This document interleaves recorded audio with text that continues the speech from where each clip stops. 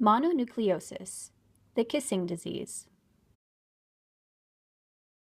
Mononucleosis, commonly known as mono, is an illness caused by the Epstein-Barr virus, a member of the herpes viridae family of DNA viruses.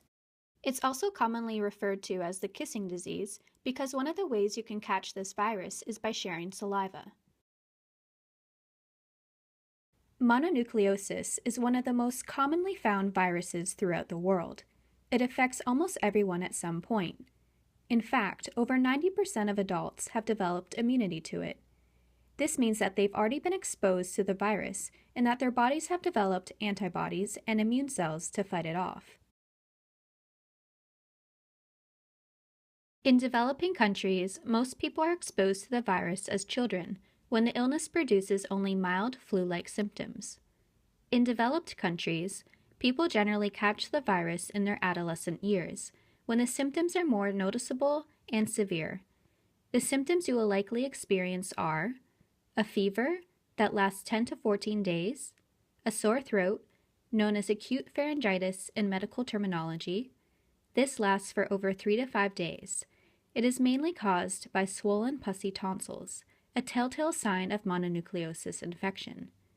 Swollen lymph nodes in your neck and sometimes throughout the entire body. A constant feeling of fatigue and weakness.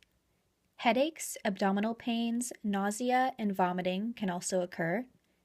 Swelling of the spleen is also common during the first 2 to 3 weeks. However, this is often not noticeable. Only in very rare cases does the spleen rupture.